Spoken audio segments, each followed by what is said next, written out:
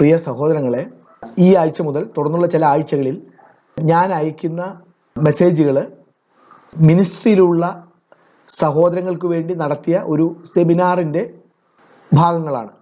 അതുകൊണ്ട് അതിൽ പ്രധാനമായും ദൈവവേലക്കാരെ ഊന്നിക്കൊണ്ടാണ് അതിലെ കാര്യങ്ങൾ സംസാരിക്കുന്നത്. എന്നാൽ അത് നമ്മുടെയൊക്കെ ജീവിതത്തിൽ പ്രയോജനകരമായതുകൊണ്ടാണ് ഞാനിത് എല്ലാവർക്കുമായിട്ട് പോഡ്കാസ്റ്റ് ചെയ്യുന്നത്. ദൈവം നമ്മെ സഹായിക്കട്ടെ. ദൈവത്തിൻ്റെ നാമം മഹത്വപ്പെടട്ടെ. കേട്ടത് അധികം ശ്രദ്ധയോടുകൂടി കരുതിക്കൊള്ളാൻ ദൈവം നമ്മളെ സഹായിക്കട്ടെ. പഠനം ഒരിക്കലും തീരുന്നില്ല.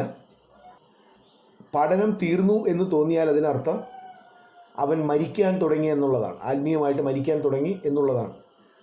അതുകൊണ്ട് ആ ഒരു താഴ്മയോടുകൂടെ നമ്മുടെ ജീവിതത്തിൽ എല്ലാ കാലത്തും പഠിക്കുന്ന ഒരു മനസ്സ് ഉള്ളവരായി ഇരിപ്പാൻ ദൈവം നമ്മളെ സഹായിക്കട്ടെ. ഇന്ന് നമ്മൾ ചിന്തിക്കുന്നത് താഴ്മയെക്കുറിച്ചാണ്. ഫിലിപ്പിയ ലേഖനം 2-ാം അധ്യായം 5-ാമത്തെ വാക്യം നമുക്ക് വായിക്കാം. ക്രിസ്തുയേശുവിലുള്ള ഭാവം തന്നെ നിങ്ങളിലും ഉണ്ടായിരിക്കട്ടെ. അപ്പോസ്തലനായ പൗലോസ് ഫിലിപ്പിയിലുള്ള വിശ്വാസികൾക്ക് എഴുതുമ്പോൾ പറയുകയാണ്, ക്രിസ്തയേശുവിലുള്ള ഭാവം തന്നെ നിങ്ങളിലും ഉണ്ടായിരിക്കട്ടെ. മനോഭാവം, ആറ്റിറ്റ്യൂഡ്. എന്താണ് ക്രിസ്തുവിലുണ്ടായിരുന്ന ഭാവം? ദൈവ സ്വരൂപത്തിലായിരുന്നിട്ടും ദൈവത്തോടുള്ള സമത്വം മുറുകെ പിടിക്കണം എന്ന് ചിന്തിക്കാതെ സ്വയം ശൂന്യനാക്കി ദാസരൂപം സ്വീകരിച്ച് മനുഷ്യ സാദൃശ്യത്തിലായി. പലപ്പോഴും നമുക്ക് താഴ്മ ധരിക്കാൻ കഴിയാത്തത് നമ്മുടെ മനോഭാവത്തിൽ നാം എന്തൊക്കെയോ ആണ്. അത് വിട്ട് താഴേക്കിറങ്ങാൻ നാം തയ്യാറല്ല. അത് വിട്ട് താഴേക്കിറങ്ങാൻ തയ്യാറല്ല എന്ന് മാത്രമല്ല, അത് നേടിയെടുക്കാനുള്ള വലിയ പരിശ്രമത്തിലാണ്. നമ്മുടെ പദവികൾ, സ്ഥാനങ്ങൾ, മറ്റുള്ളവരാൽ അംഗീകരിക്കപ്പെടുന്ന പല കാര്യങ്ങളും നേടിയെടുക്കാനുള്ള വലിയ ശ്രമത്തിലാണ്. എന്നാൽ ക്രിസ്തുവിൻ്റെ മനോഭാവത്തെക്കുറിച്ച് പറയുന്നത്, ക്രിസ്തു ശൂന്യനാക്കി എന്ന് പറയുമ്പോൾ അതിനു മുമ്പൊരു വാക്കുണ്ട്, സ്വയം ശൂന്യനാക്കി. അതായത് ശൂന്യനാക്കാനായി യേശു തിരഞ്ഞെടുത്തു. ഈ ശൂന്യനാക്കി എന്ന വാക്ക്, അതിൻ്റെ ഒറിജിനൽ അർത്ഥം ഗ്രീക്കിൽ ഒരു ഗ്ലാസ്സിലുള്ള വെള്ളം, ആ ഗ്ലാസ് തിരിച്ച് എംപ്റ്റി ചെയ്യുന്നതിനാണ് ശൂന്യനാക്കി എന്ന വാക്ക് ഉപയോഗിക്കുന്നത്. ഒരു ഗ്ലാസ്സിൽ വെള്ളം ഉണ്ടായിരുന്നു, ആ ഗ്ലാസ് തിരിച്ചു പിടിച്ചപ്പോൾ അതിലുള്ള വെള്ളം മുഴുവൻ ഒഴുകി ഇറങ്ങി ആ ഗ്ലാസ് ഒഴിഞ്ഞൊരു ഗ്ലാസ്സായി തീർന്നതുപോലെയാണ് ശൂന്യനാക്കിയത്. നമുക്കറിയാം, കർത്താവായ യേശു ക്രിസ്തു പിതാവായ ദൈവത്തിന് തുല്യനാണ്.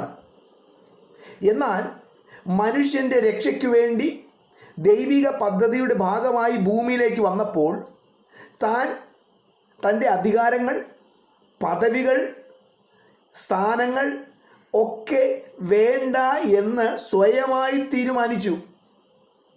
ഒരിക്കൽ യേശു പറഞ്ഞു, എൻ്റെ രാജ്യം ഐഹികമല്ല. ഐഹികമായിരുന്നെങ്കിൽ എനിക്ക് വേണ്ടി എൻ്റെ സേവകർ പോരാടുമായിരുന്നു. അതായത് യേശുവിനെ പിടിക്കാനായി അവർ വന്നപ്പോൾ യേശുവിന് വേണമെങ്കിൽ തൻ്റെ ശക്തി, തൻ്റെ അധികാരമൊക്കെ ഉപയോഗിക്കാം. എന്നാൽ യേശു തന്നെയാണ് തീരുമാനിച്ചത്, യേശു തിരഞ്ഞെടുത്തു. അതൊന്നും വേണ്ട, അതെല്ലാം മാറ്റിവെച്ചു. താഴ്മ ധരിക്കാൻ ഒരു തെരഞ്ഞെടുപ്പ് നടത്തുകയാണ്. അങ്ങനെ ഒരു തീരുമാനം, ഒരു തെരഞ്ഞെടുപ്പ് ഇല്ലാത്തിടത്തോളം കാലം നമുക്ക് താഴ്മ ധരിക്കാൻ കഴിയത്തില്ല. ക്രിസ്തുവിൻ്റെ മനോഭാവം, ക്രിസ്തുവിനോട് ഐഡൻറ്റിഫൈ ചെയ്യുക, ക്രിസ്തുവിൻ്റെ അതേ മനോഭാവത്തിലേക്ക് നാം വരിക. എന്താണ് താഴ്മ? താഴ്മ എന്ന് പറയുന്നത് ദൈവത്തിൻ്റെ വെളിച്ചത്തിൽ ഞാൻ എന്നെ കാണുമ്പോൾ ഉണ്ടാകുന്ന ഒന്നാണ് താഴ്മ. ദൈവത്തിൻ്റെ പ്രകാശത്തിൽ ഞാൻ എന്നെ കാണുമ്പോൾ ഉണ്ടാകുന്നതാണ് താഴ്മ. ഒരു ദൈവദാസൻ്റെ പഠനം അവസാനിക്കുന്നില്ല. ഞാൻ ആ പറഞ്ഞ പഠനം എന്ന് പറയുന്നത് സഭയിലുള്ള വിശ്വാസികളെ പഠിപ്പിക്കാൻ വേണ്ടിയുള്ള പഠനമല്ല. അല്ലെങ്കിൽ ഇപ്പോൾ എനിക്ക് BTH ആണ്, ഇനി BD എടുക്കണം, അതിനു വേണ്ടിയുള്ള പഠനമല്ല. ഞാൻ പറഞ്ഞ പഠനം എന്നെ കാണാൻ, ദൈവത്തെ അറിയാൻ എനിക്ക് വേണ്ടി ഞാൻ നടത്തുന്ന പഠനം. ഡിഗ്രിക്ക് വേണ്ടിയോ അംഗീകാരത്തിന് വേണ്ടിയുള്ള പഠനമല്ല. അങ്ങനെയുള്ള പഠനം ഒരു ദൈവദാസൻ്റെ ജീവിതത്തിൽ അവസാനിക്കുന്നില്ല. അവൻ പഠിക്കും തോറും അവൻ ദൈവത്തെ കൂടുതൽ കാണുകയാണ്. ദൈവത്തെ കൂടുതൽ കാണും തോറും അതിനോടൊപ്പം നടക്കുന്ന ഒരു കാര്യം തന്നെ കാണാൻ തുടങ്ങും. നമുക്കറിയാം, നമ്മെ കൂടുതൽ നാം മനസ്സിലാക്കാൻ തുടങ്ങിയാൽ ശരിയായ നമ്മെ നമുക്ക് സന്തോഷമാണോ ഉണ്ടാകുന്നത്, ദുഃഖമാണോ ഉണ്ടാകുന്നത്? ഞാൻ ഒരു ഉദാഹരണം പറയാം. ഒരു പുതിയ മെഷീൻ കണ്ടുപിടിച്ചു. മെഷീൻ ഇതാണ്. അത് എൻ്റെ നെറ്റിയിൽ പിടിപ്പിക്കണം. ഈ മെഷീൻ്റെ പ്രത്യേകത, ഞാൻ ചിന്തിക്കുന്നതൊക്കെ ഈ മെഷീനിൽ ഇങ്ങനെ എഴുതി കാണിക്കും. ചിന്തിക്കുന്നത് എങ്ങനെ ഉണ്ടാകും? ഞാനിപ്പോൾ ക്ലാസ് എടുത്തുകൊണ്ടിരിക്കുന്ന സമയത്ത്, താഴ്മയെക്കുറിച്ച് ക്ലാസ് എടുത്തുകൊണ്ടിരിക്കുന്നത്, അപ്പോൾ ഈ മെഷീനിൽ എഴുതി കാണിക്കുകയാണ് എൻ്റെ മനസ്സിൽ കൂടെ കടന്നു പോകുന്ന ചിന്തകൾ. നമ്മെ നാം കൂടുതൽ മനസ്സിലാക്കും തോറും നമ്മിലുണ്ടാകുന്ന ഒന്നാണ് അനുതാപം. കൂടുതൽ നമ്മെ അറിയും തോറും, ഞാൻ 1986 രക്ഷിക്കപ്പെട്ടത്. ആദ്യ സമയങ്ങളിലൊക്കെ ഞാൻ എന്നെക്കുറിച്ച് വലിയ കാര്യങ്ങൾ ചിന്തിച്ചിരുന്നു. എന്നാൽ മുന്നോട്ട് പോകും തോറും കൂടുതൽ കർത്താവിനെ അറിയാൻ തുടങ്ങിയപ്പോൾ എനിക്കിപ്പോൾ ഒരുപാട് അവകാശവാദങ്ങളില്ല. പണ്ട് ഒരുപാട് അവകാശവാദങ്ങളുണ്ടായിരുന്നു. ഇപ്പോൾ അധികം അവകാശവാദങ്ങളൊന്നുമില്ല. അവകാശവാദങ്ങളില്ലെന്നല്ല, പൂർണ്ണമായി ഞാൻ മരിച്ചിട്ടില്ലല്ലോ, അതുകൊണ്ട് അവകാശവാദങ്ങളുണ്ട്. പക്ഷെ പഴയ പോലെ ഇല്ല. അപ്പോൾ എന്താണ് താഴ്മ എന്ന് പറഞ്ഞാൽ, ദൈവത്തെ അറിയുമ്പോൾ നാം നമ്മെ അറിയാൻ തുടങ്ങുന്നു. നമ്മെ അറിയാൻ തുടങ്ങുമ്പോൾ ഉണ്ടാകുന്ന ഒരു മനോഭാവമാണ് താഴ്മ. അതുകൊണ്ടാണ് നമ്മുടെ പഠനം അവസാനിക്കരുത്. നമ്മൾ വേദപുസ്തകം വായിക്കുന്നത് എന്തിനായിരിക്കണം? എനിക്ക് വേണ്ടി ദൈവത്തെ അറിയാം. എനിക്ക് വേണ്ടി ഞാൻ അറിയുന്നതാണ് ഞാൻ മറ്റുള്ളവരോട് പങ്കിടേണ്ടത്. ഒരിക്കൽ ഒരു ദൈവദാസൻ തൻ്റെ മകനോട്, അദ്ദേഹവും ഒരു ദൈവവേലക്കാരനാണ്, അദ്ദേഹത്തോട് പറഞ്ഞു, മോനെ, നിൻ്റെ പ്രസംഗക്കുറിപ്പ് നിൻ്റെ കണ്ണുനീര് കൊണ്ട് നനയുന്നില്ലെങ്കിൽ അതുകൊണ്ട് യാതൊരു പ്രയോജനവുമില്ല. നിൻ്റെ പ്രസംഗക്കുറിപ്പ് നിൻ്റെ കണ്ണുനീര് കൊണ്ട് നനയുന്നില്ലെങ്കിൽ അതുകൊണ്ട് യാതൊരു പ്രയോജനമില്ല. നമുക്കറിയാം, ഏത് വിഷയത്തെക്കുറിച്ചും ഒന്ന് ഗൂഗിൾ ചെയ്താൽ മതി, നമുക്ക് നല്ല പ്രസംഗ പോയിന്റുകൾ കിട്ടും. പ്രസംഗം അതേപോലെ വരും, ഒന്നും ചെയ്യേണ്ട, അത് പ്രിൻ്റ് ഔട്ട് എടുത്ത് വായിച്ചാൽ മതി. അതൊന്നും കേൾവിക്കാരിൽ ജീവനുണ്ടാക്കുകയില്ല. അവരിൽ ജീവനുണ്ടാക്കണമെങ്കിൽ ഞാൻ പറയുന്ന സന്ദേശം എൻ്റെ ജീവിതം കൊണ്ട് കഴുകപ്പെട്ടതായിരിക്കണം. ഞാൻ എന്തിനാ ദൈവവചനം പഠിക്കുന്നത്? ഞാൻ ദൈവവചനം പഠിക്കുന്നത് ദൈവത്തെ കാണാനും അതിലൂടെ എന്നെ കാണാനുമാണ്. അങ്ങനെ എനിക്കുണ്ടായ വെളിപ്പാടുകളാണ് ഞാൻ മറ്റുള്ളവരോട് പങ്കിടേണ്ടത്. യെശയ്യാ പ്രവാചകന്റെ പുസ്തകം 6-ാം അധ്യായം 1 മുതൽ 7 വരെയുള്ള വാക്യങ്ങൾ. ഉസ്സിയ രാജാവ് മരിച്ച ആണ്ടിൽ കർത്താവ് ഉയർന്നും പൊങ്ങിയുമുള്ള സിംഹാസനത്തിൽ ഇരിക്കുന്നത് ഞാൻ കണ്ടു. അവന്റെ വസ്ത്രത്തിന്റെ വിളുമ്പുകൾ മന്ദിരത്തെ നിറച്ചിരുന്നു. സാറാഫുകൾ അവന് ചുറ്റും നിന്നു. ഓരോരുത്തൻ 6 ചിറകുണ്ടായിരുന്നു. 2 കൊണ്ട് അവർ മുഖം മൂടി, 2 കൊണ്ട് കാൽ മൂടി, 2 കൊണ്ട് പറന്ന് ഒരുത്തനോടൊരുത്തൻ, സൈന്യങ്ങളുടെ യഹോവ പരിശുദ്ധൻ പരിശുദ്ധൻ പരിശുദ്ധൻ, സർവഭൂമിയും അവന്റെ മഹത്വം കൊണ്ട് നിറഞ്ഞിരിക്കുന്നുവെന്ന് ആർത്തു പറഞ്ഞു.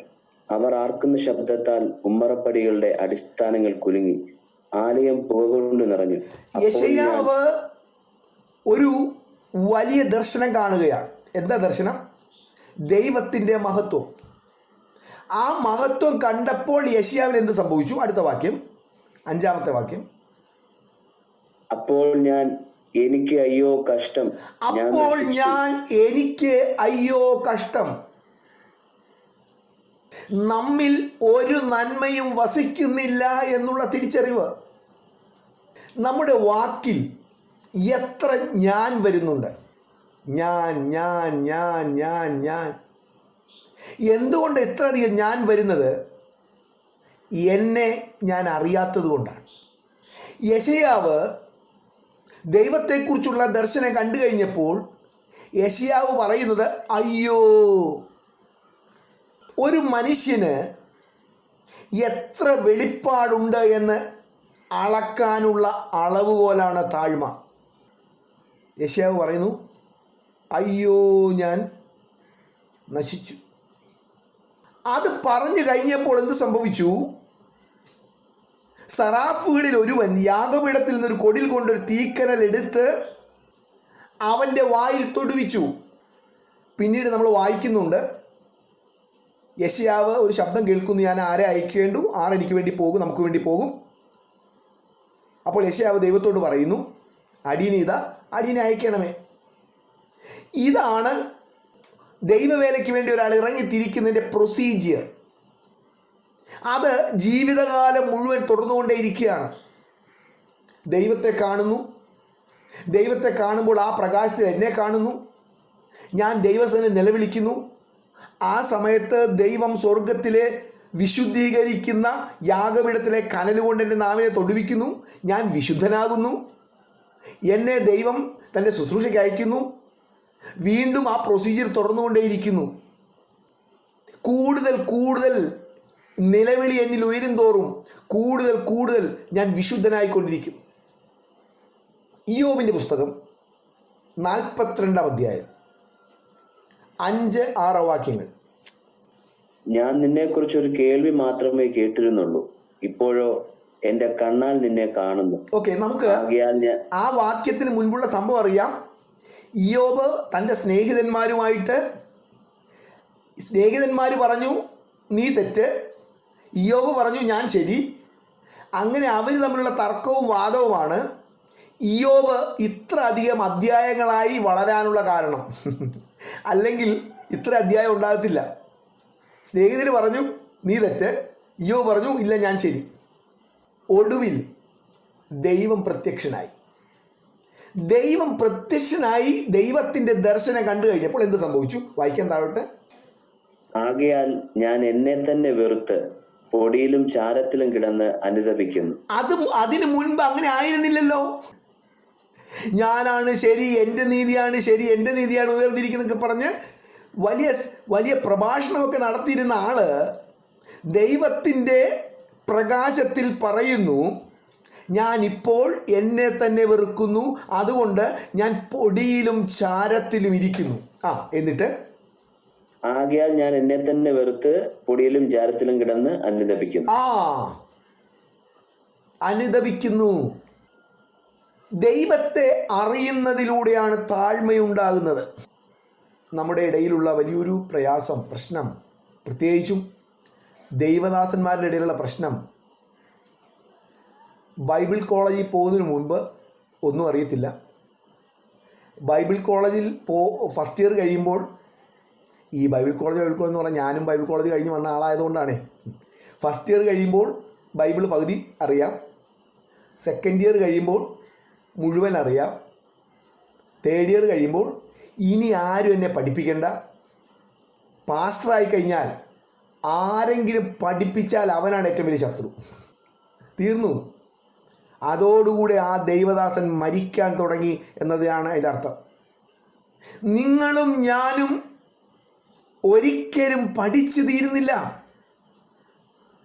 ഒരുപക്ഷെ കഴിഞ്ഞ കുറേ ആഴ്ചകളായി നിങ്ങളെ ദൈവം പഠിപ്പിക്കാനായി ദൈവം എന്നെ നിയോഗിച്ചു എന്ന കാരണങ്ങൾ കൊണ്ട് ഈ പഠന ക്ലാസ്സിൽ പങ്കെടുക്കുന്ന ആരും എന്നെ തിരുത്തരുതെന്നോ നിങ്ങൾക്ക് എന്നെ ഒന്നും പഠിപ്പിക്കാനില്ലെന്നോ ഞാൻ ഒരിക്കൽ പോലും ചിന്തിക്കരുത്. നമ്മൾ അന്യോന്യം പഠിപ്പിക്കുന്നവരും അന്യോന്യം തിരുത്തുന്നവരും ഒക്കെയാണ്.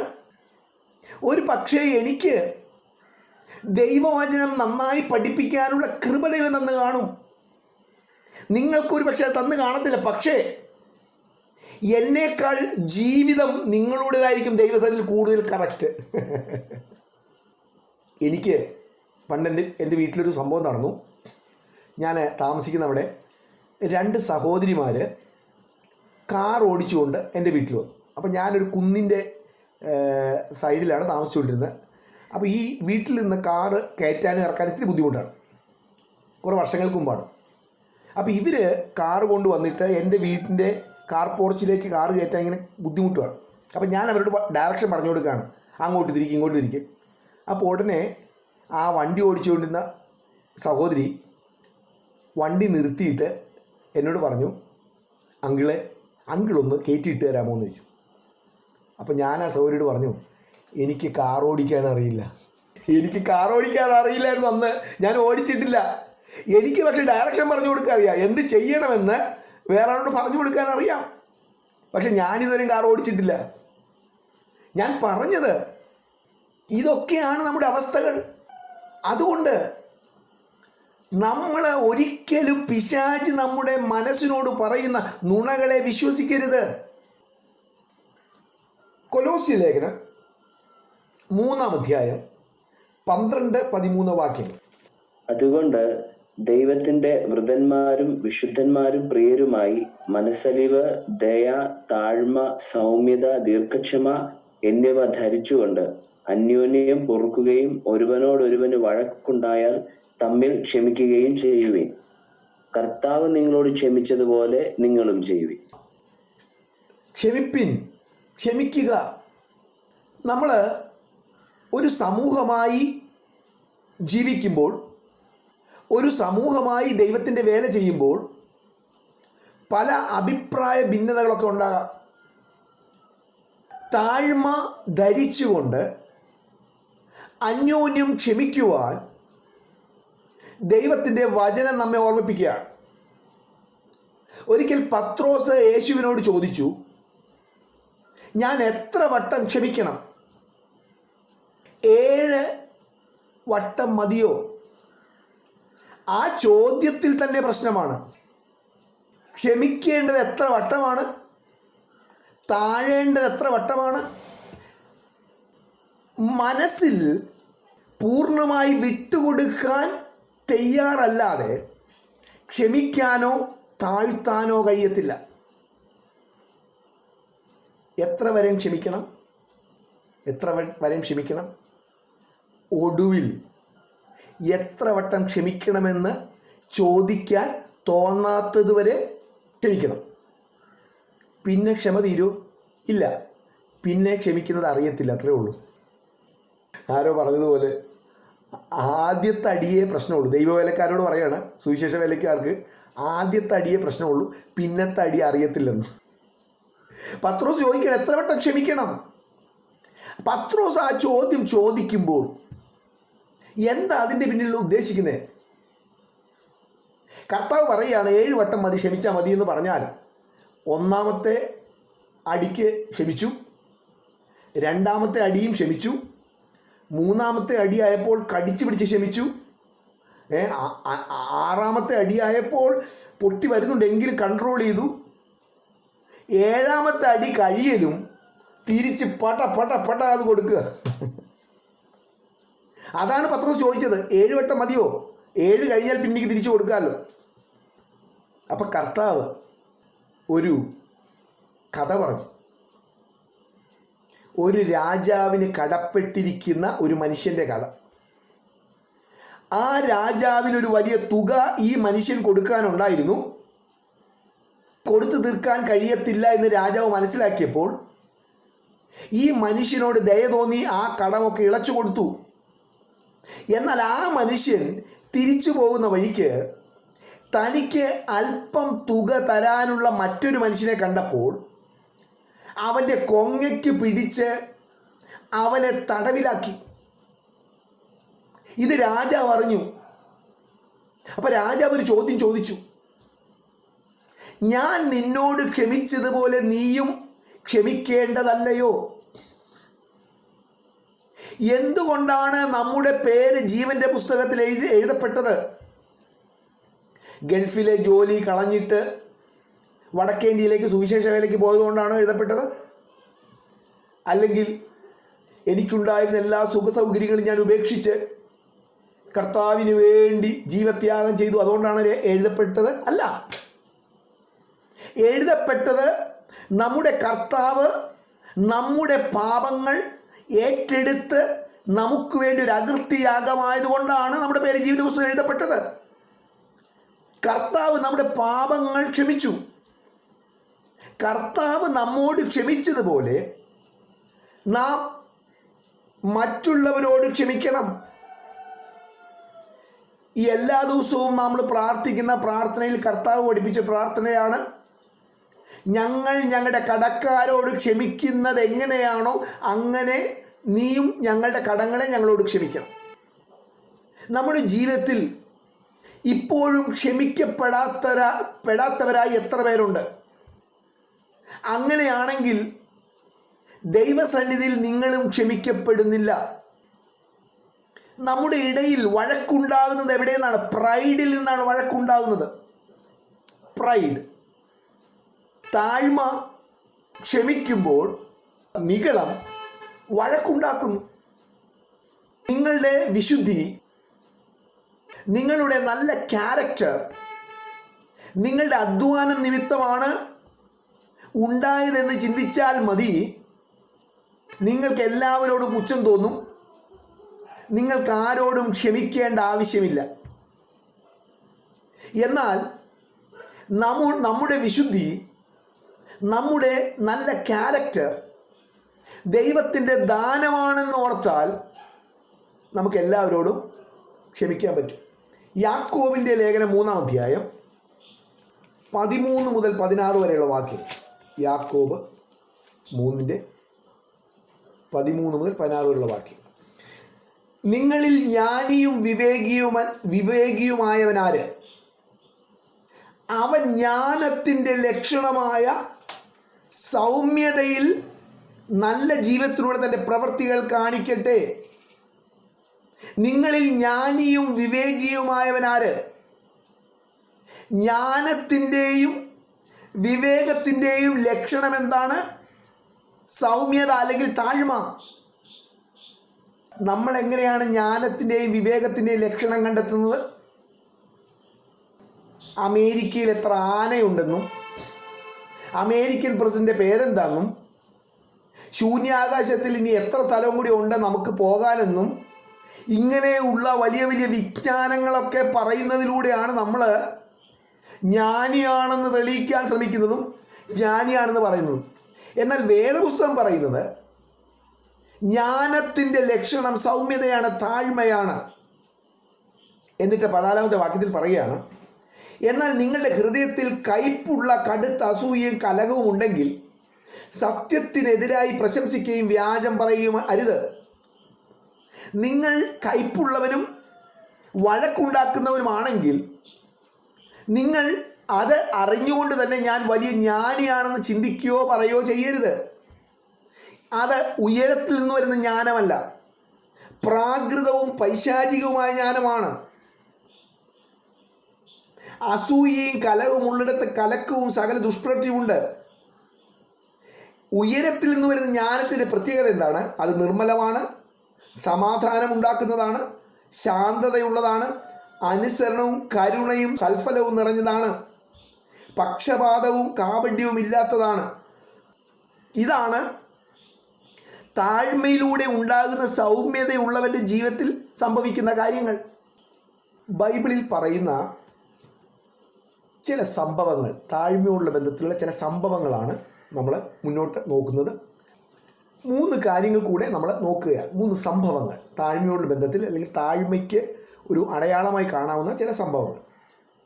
യേശുവിൻ്റെ കാലഘട്ടത്തിൽ ചുങ്കക്കാരെന്ന് പറയുന്ന വിഭാഗം സമൂഹത്തിൽ ഏറ്റവും വെറുക്കപ്പെട്ടൊരു വിഭാഗമാണ്. നമ്മുടെ സ്കൂളിൽ പഠിക്കുന്ന ഒരു കുഞ്ഞ് അഭിമാനത്തോടെ തൻ്റെ കൂട്ടുകാരനോട് പറയത്തില്ലല്ലോ, എൻ്റെ അപ്പൻ ഒരു ഗുണ്ടയാണെന്ന് പറയൂലല്ലോ. അതൊരു മോശം കാര്യമാണ്. അത് അഭിമാനത്തോടെ പറയേണ്ട കാര്യമല്ല. നമ്മുടെ ഇടയിൽ അങ്ങനെ ആരും പറയത്തില്ല. അല്ലെങ്കിൽ നമ്മുടെ കുടുംബത്തിലുള്ള ഇന്ന ആൾ ഒരു ഗുണ്ടയാണ് എന്നാരും പറയത്തില്ല. അതൊക്കെ വളരെ രഹസ്യമായിട്ട് വെക്കും. അതുപോലെ യേശുവിൻ്റെ കാലഘട്ടത്തിൽ വളരെ മോശമായി ചിന്തിച്ചിരുന്നൊരു വിഭാഗമാണ് ചുങ്കക്കാർ, ഇംഗ്ലീഷിൽ ടാക്സ് കളക്ടേഴ്സ് എന്നാണ്. പക്ഷെ ഇന്നത്തെ ടാക്സ് കളക്ടറെ പോലെയല്ല അന്നത്തെ ടാക്സ് കളക്ടേഴ്സ്. അന്നത്തെ ടാക്സ് കളക്ടറിൻ്റെ പ്രത്യേകത, റോമൻ ഗവൺമെൻറ്റിന് അവർ പിരിക്കുന്ന ചുങ്കത്തിൽ ഇത്ര ശതമാനം കൊടുത്താൽ മതി, അതുകൊണ്ട് അവർക്ക് വേണമെങ്കിൽ കൂടുതൽ പിരിക്കാൻ ഗുണ്ടായുസം കാണിക്കണമെന്ന് മാത്രമേ ഉള്ളൂ. അപ്പോൾ അങ്ങനെ ആളുകളാൽ വെറുക്കപ്പെട്ടൊരു സമൂഹമാണ് ചുങ്കക്കാർ. യേശു തന്നെ പാപികളും ചുങ്കക്കാരും അങ്ങനെയാണ് പ്രയോഗിക്കുന്നത്. പാപികളും ചുങ്കക്കാരും അല്ലെങ്കിൽ വേശ്യകളും ചുങ്കക്കാരും. അപ്പോൾ വേശ്യ, പാപി, ചുങ്കക്കാർ അങ്ങനെ ഒരു വിഭാഗമായിട്ടാണ് കാണുന്നത്. യേശുവിൻ്റെ ശിഷ്യന്മാരിൽ ഒരുവനായ മത്തായി ഒരു ചുങ്കക്കാരനാണ്. മത്തായിയെ യേശു വിളിക്കുന്ന ഒരു സംഭവം 3 സുവിശേഷങ്ങൾ രേഖപ്പെടുത്തിയിട്ടുണ്ട്. മത്തായി എഴുതിയ സ്വന്തം ആ സുവിശേഷത്തിൽ രേഖപ്പെടുത്തിയിട്ടുണ്ട്, മർക്കോസിൻ്റെ സുവിശേഷത്തിൽ രേഖപ്പെടുത്തിയിട്ടുണ്ട്, ലൂക്കോസ് രേഖപ്പെടുത്തിയിട്ടുണ്ട്. ഇവരൊക്കെ എങ്ങനെയാണ് എഴുതിയത് എന്ന് നമുക്ക് നോക്കാം. ഒന്ന്, മർക്കോസിൻ്റെ സുവിശേഷം 2-ാം അധ്യായം 13-14 വാക്യങ്ങൾ. അവൻ പിന്നെയും കടൽക്കര ചെന്നു, പുരുഷാരമൊക്കെയും അവന്റെ അടുക്കൽ വന്നു. അവൻ അവരെ ഉപദേശിച്ചു. പിന്നെ അവൻ കടന്നു പോകുമ്പോൾ അൽഫായിയുടെ മകനായ ലേവി ചുങ്കസ്ഥലത്തിരിക്കുന്നത് കണ്ടു. എന്നെ അനുഗമിക്കുക എന്ന് പറഞ്ഞു. അവൻ എഴുന്നേറ്റ് അവനെ അനുഗമിച്ചു. ഓക്കെ, മത്തായിക്ക് 2 പേരുണ്ടായിരുന്നു, മത്തായി എന്നും ലേവി എന്നും. വിശ്വാസികളുടെ ഇടയിൽ അറിയപ്പെട്ടിരുന്ന പേര് മത്തായി എന്ന പേരാണ്. ലേവി അത്ര പ്രശസ്തമായ പേരല്ല. അപ്പോൾ സമൂഹത്താൽ വെറുക്കപ്പെട്ട സമൂഹമായ ചുങ്കക്കാരിൽ നിന്ന് മത്തായിയെ യേശു വിളിച്ചു എന്ന് മർക്കോസ് രേഖപ്പെടുത്തിയപ്പോൾ ഏത് പേരാണ് ഉപയോഗിച്ചത്? ക്രിസ്ത്യാനികളുടെ ഇടയിൽ അത്ര പ്രസിദ്ധമല്ലാത്ത ഒരു പേരാണ് മർക്കോസ് ഉപയോഗിക്കുന്നത്. എന്താണ്? ലേവി. അവന് അപമാനം വരാതിരിക്കാൻ വേണ്ടി ശ്രദ്ധാപൂർവം മർക്കോസ് അറിയപ്പെടാത്ത പേരാണ് ഉപയോഗിക്കുന്നത്. ഇനി ലൂക്കോസ് ഏതാ ഉപയോഗിച്ചത്? ലൂക്കോസ് 5-ാം അധ്യായം 27-28 വാക്യങ്ങൾ. അതിനുശേഷം അവൻ പുറപ്പെട്ടു. ലേവി എന്നു പേരുള്ള ഒരു ചുങ്കക്കാരൻ ചുങ്കസ്ഥലത്തിരിക്കുന്നത് കണ്ടു. എന്നെ അനുഗമിക്കുക എന്ന് അവനോട് പറഞ്ഞു. അവൻ സകലവും വിട്ടെഴുന്നേറ്റ് അവനെ അനുഗമിച്ചു. ലൂക്കോസും അതേ കാര്യം തന്നെ ചെയ്യുക. മോശമായ ഒരു കാര്യം തങ്ങളുടെ ഇടയിലുള്ള ഒരു വ്യക്തിയെക്കുറിച്ച് എഴുതേണ്ടി വന്നപ്പോൾ ആരും അധികം അറിയാത്ത ഒരു രഹസ്യപ്പേര്, വിളിപ്പേര് അവിടെ എഴുതുക. എന്നാൽ സ്വന്തമായി എഴുതിയപ്പോൾ മത്തായി എന്തെഴുതിയത്? മത്തായി 9:9. യേശു അവിടെ നിന്ന് പോകുമ്പോൾ മത്തായി എന്ന പേരുള്ള ഒരു മനുഷ്യൻ ചുങ്കസ്ഥലത്തിരിക്കുന്നത് കാണും. സ്വന്തമായി എഴുതിയപ്പോൾ എല്ലാവരും അറിയപ്പെടുന്ന പേര് തന്നെ അവിടെ എഴുതി. എത്ര മനോഹരമാണ്! ഓ, അങ്ങനെയുള്ള ഒരു സമൂഹത്തിൻ്റെ ഇടയിൽ പരിശുദ്ധാത്മാവിൻ്റെ ശക്തിയേറിയ പ്രവർത്തനം ഇല്ലെങ്കിലല്ലേ അത്ഭുതപ്പെടേണ്ടു. സഹോദരൻ്റെ വീഴ്ചകളെ, സഹോദരൻ്റെ അപമാനങ്ങളെ മറച്ചു വെക്കുകയും എന്നാൽ സ്വന്തമായി ആ കാര്യം പറയുമ്പോൾ അത് പരസ്യമാക്കുകയും ചെയ്യുന്ന ആളുകൾ. നമുക്ക് നമ്മുടെ വീഴ്ചകളെ കാണാനും ആവശ്യമെങ്കിൽ പറയാനുമുള്ള ധൈര്യം എവിടെ നിന്നാണ് കിട്ടുന്നതെന്നറിയാമോ? നമ്മൾ ആരാണെന്നുള്ള തിരിച്ചറിവിൽ നിന്നാണ്. നമ്മൾ ആരാ? അതാ പ്രശ്നം. നമ്മൾ ആരാന്നെങ്ങനെയാണ് പറയുന്നത്? Pastor Biju PX. പറയുമ്പോൾ തന്നെ അറിയാം, യേശു കഴിഞ്ഞാൽ ഈ പ്രപഞ്ചത്തിലെ 2ാമത്തെ ശക്തിയും 2ാമത്തെ വിശുദ്ധനും 2ാമത്തെ സർവജ്ഞാനിയും പാസ്റ്റർ ബിജു PX. നിങ്ങളുടെ പേരെന്താണെന്ന് ചോദിക്കുമ്പോൾ ബിജു എന്നാ പറയേണ്ടത്. നിങ്ങളുടെ പേര് പാസ്റ്റർ ബിജു PX അല്ല. പാസ്റ്റർ എന്ന് പറയുന്നത് ദൈവം നിങ്ങൾക്ക് ചെയ്യാൻ തന്ന ശുശ്രൂഷയാണ്. നിങ്ങളുടെ പേരാണ് ചോദിക്കുന്നത്. പേരെഴുത്. പേരെന്തിനാ? ആളെ തിരിച്ചറിയാൻ. ഇപ്പം എല്ലാവർക്കും ഒരു പേരാണ് നമ്മളെങ്ങനെ തിരിച്ചറിയുന്നത്. അതിനു വേണ്ടി മാത്രമാണ് പേര്. ഇനി നമ്മളെവിടെ ഇട്ടിരിക്കുന്ന ബിജുവും നവീണും ഹണിയും വത്സമ്മയും ഒക്കെ കുറച്ച് കാലത്തേക്കുള്ള പേരാണ്. കർത്താവ് നമുക്ക് ഒരു പുതിയ പേര് തരും. നമ്മുടെ സുരക്ഷിതത്വം എന്ന് പറയുന്നത് നമ്മൾ ആരാണെന്നുള്ള തിരിച്ചറിവിലാണ്. നമ്മൾ വിശുദ്ധരായതാണോ? ദൈവം നമ്മളെ വിശുദ്ധൻ എന്ന് എണ്ണിയതാണോ? നമ്മൾ ശരിക്കും വിശുദ്ധരാണോ? ഭാര്യയോട് ചോദിച്ചറിയാം, ഭർത്താവിനോട് ചോദിച്ചറിയാം, ഏറ്റവും നന്നായിട്ട് മക്കൾ പറഞ്ഞു തരും. എന്നാലും നമ്മുടെ പേരെന്താണെന്നറിയോ? പിതാവിൻ്റെ സന്നിധിയിൽ വിശുദ്ധൻ. ദൈവം നമ്മെ വിശുദ്ധനെന്ന് എണ്ണി. നമ്മുടെ ശരിയായ അവസ്ഥ എന്താണ്? ശരിയായ അവസ്ഥയാണ് ഞാൻ പറഞ്ഞത്. നമ്മുടെ മനസ്സിലെ ചിന്തകളൊക്കെ എഴുതി കാണിക്കുന്നൊരു മിഷൻ പ്രശ്നമായി.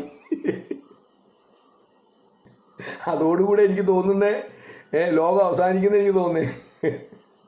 ഇതാണ് നമ്മുടെ യഥാർത്ഥ അവസ്ഥ. താൻ ചുങ്കക്കാരനാണെന്ന് മത്തായി വിളിച്ചു പറയുമ്പോൾ തൻ്റെ കൂട്ടു സഹോദരന്മാർ അത് രഹസ്യമാക്കി വെക്കുക. ദൈവസന്നിധിയിൽ ദൈവദാസന്മാരുടെ ഇടയിൽ നടക്കേണ്ട 2 സംഭവങ്ങളാണ്. എൻ്റെ ജീവിതം ഇത്രയേ ഉള്ളൂ എന്ന് പറയുമ്പോൾ തന്നെ മറ്റുള്ളവരുടെ കുറവുകളെ ഞാൻ ഒളിപ്പിച്ചു വയ്ക്കും. ഒരു ഭാഗവും കൂടെ നമുക്ക് ചിന്തിച്ചിട്ട് അവസാനിപ്പിക്കാം. ദാനിയേലിൻ്റെ ജീവിതം. ദാനിയേലിൻ്റെ പുസ്തകത്തിലേക്ക് നമുക്ക് വരാം. 2-ാം അധ്യായം. അവിടെ നെബൂഖദ്നേസർ രാജാവ് ഒരു സ്വപ്നം കാണുന്നു. എന്നിട്ട് തൻ്റെ സന്നിധിയിലുള്ള മന്ത്രവാദികളെയും ആഭിചാരകന്മാരെയും ക്ഷുദ്രക്കാരെയും കൽദേരെയും വിളിച്ചിട്ട് പറയുന്നു. എന്താ പറയുന്നത്? എൻ്റെ സ്വപ്നം വ്യാഖ്യാനിച്ച് തരണമെന്നല്ല, ഞാൻ കണ്ട സ്വപ്നം എന്താണെന്ന് പറയണം, അതിന് വ്യാഖ്യാനവും പറയണം. സ്വപ്നം വ്യാഖ്യാനിക്കാൻ വലിയ പണിയില്ല. കാര്യം എന്തെങ്കിലും നമ്പർ അടിച്ച് വിട്ടാൽ മതി. ഒത്താ ഒത്തു, പോയാൽ പോയി. പക്ഷെ ഇവിടുത്തെ പ്രശ്നം അതല്ല. സ്വപ്നവും പറയണം, അതിൻ്റെ വ്യാഖ്യാനവും പറയണം. ആ സമയത്ത് ദാനിയേലിൻ്റെ ജീവിതത്തിൽ സംഭവിച്ച ചില കാര്യങ്ങൾ നമ്മൾ നോക്കണം. വളരെ വിനയമുള്ള ഒരു മനുഷ്യനാണ് ദാനിയേൽ. 17-18 വാക്യങ്ങൾ വായിക്കാം. പിന്നെ ദാനിയേൽ വീട്ടിൽ താനും കൂട്ടുകാരും ബാബേലിലെ ശേഷം വിദ്വാൻമാരോടുകൂടെ നശിച്ചു പോകാതിരിക്കേണ്ടതിന് ഈ രഹസ്യത്തെക്കുറിച്ച് സ്വർഗസ്ഥനായ ദൈവത്തിന്റെ കരുണ അപേക്ഷിപ്പാൻ തക്കവണ്ണം കൂട്ടുകാരായ ഹനന്യാവോടും മീശായേലിനോടും അസര്യാവോടും കാര്യം അറിയിച്ചു. അങ്ങനെ ആ രഹസ്യം ദാനിയേലിന്റെ രാത്രി ദർശനത്തിൽ വെളിപ്പെട്ടു. തൻ്റെ ജീവിതത്തിൽ ഒരു പ്രശസ്തി കിട്ടാനുള്ള, ഒരു അംഗീകാരം കിട്ടാനുള്ള, ഒരു രാജപദവി കിട്ടാനുള്ള ഒരു അവസരം വന്നപ്പോൾ തൻ്റെ സ്നേഹിതരൊക്കെ വിളിച്ചു കൂട്ടുകയാണ്. അവരെ വിളിച്ചു കൂട്ടിയിട്ട് അവരൊരുമിച്ച് പ്രാർത്ഥിക്കുക. ഇൻസെക്യൂരിറ്റി ദൈവദാസന്മാരുടെ ജീവിതത്തിലുള്ള വലിയൊരു പ്രശ്നമാണ് ഇൻസെക്യൂരിറ്റി. എന്താണ് ഇൻസെക്യൂരിറ്റി എന്നറിയാമോ? എൻ്റെ പദവി പോകുമോ? എന്നെ ആരെങ്കിലും കയറി ബിജു എന്ന് വിളിക്കുമോ? എന്നെ ആരെങ്കിലും ബിജു എന്ന് വിളിക്കുമ്പോൾ ഉള്ളിൻ്റെ ഉള്ളിലൊരു പിടപ്പുണ്ട്. എന്താ കാര്യം? നമ്മൾ മനുഷ്യന് അത്രേ ഉള്ളൂ. നമ്മളത് എൻ്റർടൈൻ ചെയ്യണ്ട. അവനവിടെ നിന്ന് കരഞ്ഞോട്ടെ, അവനവിടെ നിന്ന് കരഞ്ഞോട്ടെ, അതെൻ്റെ വിഷയമല്ല. എന്നെ ബിജു എന്ന് വിളിച്ചാൽ പോയി. ഇൻസെക്യൂരിറ്റി, എൻ്റെ കസേര പോയാൽ പോയി. ഇൻസെക്യൂരിറ്റിയാണ്. ജീവിതം മുഴുവൻ ഇൻസെക്യൂറാണ്. ഓക്കെ. പക്ഷെ ഈ ദാനിയേൽ അതില്ല. ദാനിയേലെ തനിക്കുള്ള പദവി പങ്കിട്ട് കൊടുത്താൽ പേടിയൊന്നുമില്ല. അതുകൊണ്ട് കൂട്ടുകാരെയൊക്കെ വിളിക്കുകയാണ്. അവരൊരുമിച്ച് പ്രാർത്ഥിച്ചു. ഇനി 19-20 വാക്യങ്ങൾ. അങ്ങനെ ആ രഹസ്യം ദാനിയേലിന് രാത്രി ദർശനത്തിൽ വെളിപ്പെട്ടു. ദാനിയേൽ സ്വർഗസ്ഥനായ ദൈവത്തെ സ്തുതിച്ചു പറഞ്ഞത്, ദൈവത്തിന്റെ നാമം എന്നും എന്നേക്കും സ്തുതിക്കപ്പെടുമാറാകട്ടെ, ജ്ഞാനവും ബലവും അവനുള്ളതല്ലോ. നമ്മൾ ഓരോരോ സ്റ്റെപ്പായിട്ട് നോക്കുകയാണ്. ഒന്ന്, ദാനിയേൽ ഇൻസെക്യൂർ അല്ല. ദാനിയേലിന് തൻ്റെ പദവി പങ്കിടുന്നതിലൂടെ ഒന്നും സംഭവിക്കാൻ പോകുന്നില്ല. ഞാൻ ഈ വർഷം സഭയുടെ സെക്രട്ടറി ആയിരുന്നു, അടുത്ത വർഷം വേറൊരാൾ കാര്യം ചെയ്യട്ടെ. ആ പദവി പോയി കഴിഞ്ഞാൽ എനിക്കെന്താ നഷ്ടപ്പെടുന്നത്? ഞാൻ പിന്നെയും ബിജു തന്നെയല്ലേ. എൻ്റെ ശ്വാസകോശം പിന്നെ അതുപോലെ തന്നെയല്ലേ വർക്ക് ചെയ്യുന്നേ. എൻ്റെ കണ്ണ് കാണുന്നതിനോ ഉണ്ടല്ലോ. പിന്നെ എന്താ എനിക്ക് പോയത്? ദാനിയേൽ സെക്യൂറാണ്. അത് കഴിഞ്ഞിട്ട് ദാനിയേൽ പറയുന്ന വാക്കുകൾ ശ്രദ്ധിക്കുക. ദാനിയേൽ ദൈവത്തെ സ്തുതിക്കുകയാണ്. ദൈവത്തിൻ്റെ നാമം എന്നേക്കും വാഴ്ത്തപ്പെടട്ടെ. ജ്ഞാനമാർക്കുള്ളത്, ബലമാർക്കുള്ളത്, അതെല്ലാം ദൈവത്തിനുള്ളത്. യേശു പഠിപ്പിച്ച പ്രാർത്ഥനയിൽ യേശു പറയുന്ന വാക്കെന്താണ്? രാജ്യവും ശക്തിയും മഹത്വവും എന്നേക്കും നിനക്കുള്ളതല്ലോ. മഹത്വം ദൈവത്തിന് മാത്രമുള്ളത്. അതല്പം പോലും തനിക്ക് അർഹതപ്പെട്ടതല്ലെന്ന് ദാനിയേലിന് അറിയാം. പിന്നെ എവിടെന്നാ ഇൻസെക്യൂരിറ്റി വരുന്നേ? ദാനിയേൽ പറയുകയാണ് അതൊക്കെ നിനക്കുള്ളതാണ്. എപ്പോഴും ആ ബോധ്യമുണ്ട്. സ്തുതി ദൈവത്തിനുള്ളത്, ആരാധന ദൈവത്തിനുള്ളത്, മഹത്വം ദൈവത്തിനുള്ളത്. ഇനി 21 മുതൽ 23 വരെയുള്ള വാക്യം. അവൻ കാലങ്ങളെയും സമയങ്ങളെയും മാറ്റുന്നു. ശ്രദ്ധിക്കുക, ദാനിയേല് ദൈവത്തിൻ്റെ ഓരോ സ്വഭാവ സവിശേഷതകൾ പറയുകയാണ്. ഈ സ്വഭാവ സവിശേഷതകൾ പറയുമ്പോൾ ശ്രദ്ധിക്കണം, അത് കേവലം വായിൽ കൂടെ വരുന്നൊരു വാക്കു മാത്രമല്ല, തൻ്റെ ബോധ്യങ്ങളാണ്. ഒന്നാമത്തെ ബോധ്യം എന്താണ്? ദൈവമാണ് കാലങ്ങളെയും സമയങ്ങളെയും മാറ്റുന്നത്. അടുത്തത്, അവൻ രാജാക്കന്മാരെ നീക്കുകയും രാജാക്കന്മാരെ വാഴിക്കുകയും ചെയ്യുന്നു. ദൈവമാണ് രാജാക്കന്മാരെ നീക്കുന്നത്, രാജാക്കന്മാരെ വാഴിക്കുന്നത്. നമ്മുടെ രാജ്യത്തൊരു ഗവൺമെൻറ് വരുന്നത് ഇലക്ഷനിലൂടെ അല്ല. ഇലക്ഷനിലൂടെ ആണെങ്കിലും അതിന് പിന്നിൽ ദൈവത്തിൻ്റെ കരമുണ്ടെന്ന് ഞാൻ വിശ്വസിക്കണം. അടുത്തത്, അവൻ ജ്ഞാനികൾക്ക് ജ്ഞാനവും വിവേകികൾക്ക് ബുദ്ധിയും കൊടുക്കും. ജ്ഞാനിക്കും വിവേകിക്കും, അതായത് ദാനിയേലിനെ കുറിച്ച് ജ്ഞാനി എന്നാണ് പറയാൻ പോകുന്നത്. കാരണം സ്വപ്നം വെളിപ്പെട്ട് കിട്ടുകയാണ്. ദാനിയേൽ പറയാണ്, ദാനിയേലിന്റെ ബോധ്യം പറയുകയാണ്, ജ്ഞാനികൾക്ക് ജ്ഞാനം വെളിപ്പെടുത്തി കൊടുക്കുന്നത് ദൈവമേ അങ്ങാണ്. അടുത്തത് 22ാമത്തെ വാക്യം. അവൻ അഗാധവും ഗൂഢവുമായത് വെളിപ്പെടുത്തുന്നു.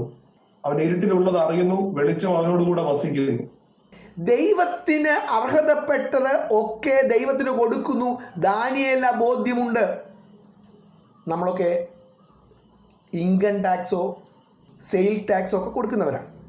നിങ്ങളുടെ വീടിൻ്റെ അടുത്തുള്ള ഒരാൾ ഇൻകം ടാക്സ് നിങ്ങൾക്ക് തന്നില്ല, അത് ഗവൺമെൻറ്റിലേക്ക് അടച്ചു എന്ന് പറഞ്ഞ് നിങ്ങൾ വഴക്കിടുമോ?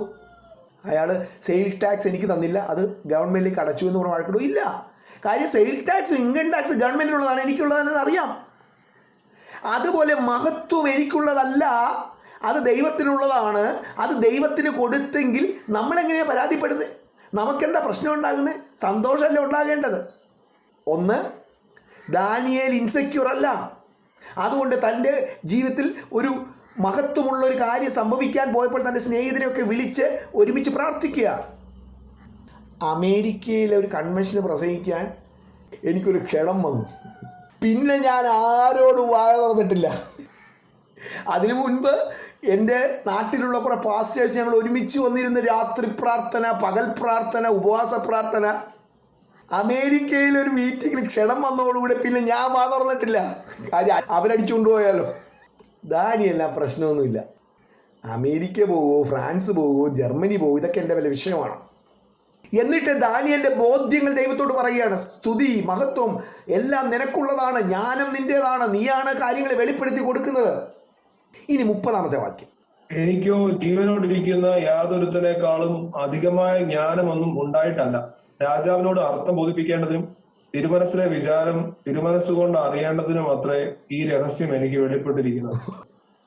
നിങ്ങൾ ഒരു കൃപാവരമുള്ളൊരു വ്യക്തിയാണെങ്കിൽ ഈ വാക്യം നെറ്റിയിലൊട്ടിക്കണം, കഴുത്തിൽ തൂക്കിയിടണം, വീട്ടിൽ എവിടെയൊക്കെ നോട്ടം വരും അവിടെയൊക്കെ ഒട്ടിച്ചു വെക്കുക. ദാനിയേൽ പറഞ്ഞ വാക്കുകൾ ശ്രദ്ധിച്ചു. കുറഞ്ഞ കാര്യമല്ല. ആ നാട്ടിലെ രാജാവ് ഒരു രഹസ്യം വെളിപ്പെടുത്തി കൊടുക്കാൻ പോകുന്ന സംഭവത്തെക്കുറിച്ചായി പറയുന്നത്. അപ്പുറത്തെ സഭയിലെ വിശ്വാസിയോട് പ്രവചനം പറയുന്ന കേസൊന്നും അല്ല ഇത്. ഞാനൊരു പ്രവചനം പറഞ്ഞിട്ട് ഇടയ്ക്കിടയ്ക്ക് ഫോൺ വിളിച്ചു ചോദിക്കും, സംഭവിച്ചോ സംഭവിച്ചോ സംഭവിച്ചോ.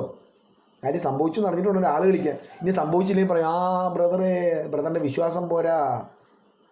ദാനിയേൽ പറഞ്ഞ വാക്ക് ശ്രദ്ധിക്കുക, എനിക്ക് ജീവനോടിരിക്കുന്ന ഒരുവനേക്കാൾ അധികം ജ്ഞാനം ഒന്നുമില്ല. ഞാൻ സാധാരണ മനുഷ്യൻ. ഏലിയാവ് നമുക്ക് സമ സ്വഭാവമുള്ള ഒരു വ്യക്തി. ഒന്ന് ചിന്തിച്ച് നോക്കിയേ. ദൈവവേലക്കാർ, ബൈബിൾ കോളേജിലെ പഠനം കഴിഞ്ഞ ഒരു സഹോദരൻ, ഇങ്ങനെ ഒന്ന് ചിന്തിച്ച് നോക്കിയേ. ഒരു 300 വിശ്വാസികളുള്ള ഒരു സഭയിൽ ഒരു പാസ്റ്റർ ഒന്ന് ചിന്തിച്ച് നോക്കിയേ. ദൈവവേലക്കാരായിരിക്കുന്നവരെ ദൈവനം പഠിപ്പിക്കാൻ ഒരു അവസരം ലഭിക്കുന്ന ഒരു സഹോദരൻ ഇങ്ങനെ ഒന്ന് ചിന്തിച്ച് നോക്കിയേ.